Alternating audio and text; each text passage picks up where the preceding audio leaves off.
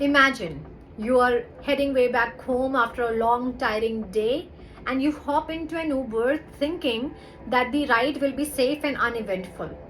But suddenly you realize that your driver is engaging in an obscene act. Now, this was the horrifying reality of an Australian woman recently where she caught her driver masturbating while stuck in a traffic. Let me ask you a few questions. How many of you have faced such incidents? And how many of you were comfortable sharing this at home or taking action against it? Well, in reality, we often feel a deep sense of shame. We think that this isn't something to talk about because this brings embarrassment. Furthermore, sometimes we share such incidents among our social circles for mere entertainment, inadvertently perpetuating the cycle of trivialization and silence. Well, today, no more silence. Hi, Namaste. Welcome back to my channel, The Smiling Storyteller, where today we are going to discuss about this gruesome act of public masturbation.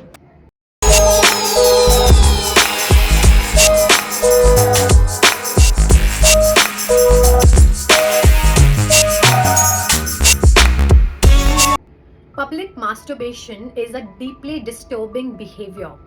It involves an individual engaging in self-stimulation in public where others can see.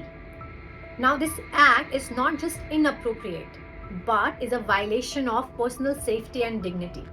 Public masturbation is often linked to serious psychological conditions like paraphilia. What is paraphilia? Paraphilia is characterized by a persistent, intense, and a typical pattern of sexual arousal. And in some cases, acting onto your paraphilic urges leads to criminal behavior. For example, in cases of pedophilia, voyeurism, fetishism, frotteurism, sexual sadism, and more. Now, another psychological condition associated to public masturbation is regression. Now, regression is a defense mechanism that involves behaviors like extreme passivity, showing unwillingness to social interactions, showing intense aggressiveness, and engaging in open masturbation and soiling oneself. It often indicates a complete unwillingness to continue trying to meet social expectations. And the third psychological condition associated with public masturbation is called exhibitionism. Now, exhibitionism indicates a deep sense of exposing oneself to strangers for sexual gratification. These acts are driven by deep-seated issues which require professional intervention and also societal discussions, because society in general tends to avoid discussing these incidents, which only exacerbates the problem. The stigma and shame associated with this public masturbation often lead victim to suffer in silence, feeling unsupported and isolated. We forget that the impact of such encounters could be profound and intense on the victims. It can lead to anxiety and panic from the very first encounter, or it can lead to long-term traumas leading to PTSDs and other mental health issues that we talk about.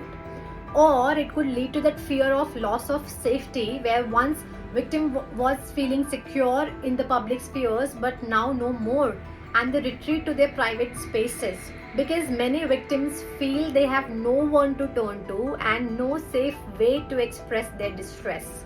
And this silence is a form of incarceration where this individual retreats to their private space, avoiding the public and social settings where they once felt secure. Empowering ourselves to tackle incidents of public indecency starts with accepting that these incidents do happen and that our safety cannot be taken for granted. World will not change overnight and these people exist around us. We must remain constantly vigilant and prepared to act swiftly. If you find yourself caught in such situations, remember to take these steps. If you are in Uber or in Ola, remember to use their SOS feature. If you find yourself on a lonely street, silent street, the first thing you need to do is to distance yourself from that individual as soon as possible. Take help from nearby authorities, but do not confront that individual because your safety is your priority. And you need to learn to document that incident details, including the perpetrator's description. And one thing that is needed from us is to learn to remain calm and composed to respond effectively. And when you're out of that situation, remember to report it to your nearby local law enforcement and service providers. And for your mental health, do seek help from your families, your friends, and if needed, counselors. I know these steps are known to us all. It's just that we fail to use this because the reality is when we are confronted with this grotesque act of public masturbation, we are overwhelmed by a chilling sense of helplessness. That shock of the moment freezes our senses, leaving us feeling helpless and violated. We just feel trapped in a state of utter vulnerability. I know it. But we got to do what we got to do, and we need to learn to train ourselves, to prepare ourselves, because God forbid if we get into such situations, we should know how to deal with it. For me, public masturbation is a distress, but adding to this distress is a deafening silence around this issue. We are not talking about it, we do not want to discuss it, and there's a glaring lack of awareness efforts. Are empowering articles against it not ranking due to mere SEO fail, or is there more systemic failure to address this alarming issue? As I delved into this topic online, I encountered no empowering articles or definitions, rather a sea of explicit content dominated by pornographic sites, revealing a stark truth of our digital realm. And then in India, there is no specific law addressing public masturbation. But you should know that there are several sections of Indian Penal Code under which these acts of public masturbation can be prosecuted. For example, under section 354, that is related to an assault or criminal force to a woman that intends to outrage her modesty. Section number 509, which is related to a gesture or an act that is intended to insult a modesty of a woman.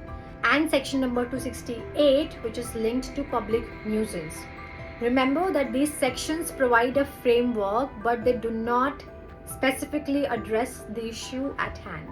Amidst elections, it's imperative for today's government to prioritize safety of all genders, including addressing issues like public masturbation.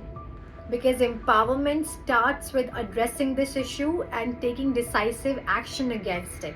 Government must legislate laws to create clear statutes against public masturbation.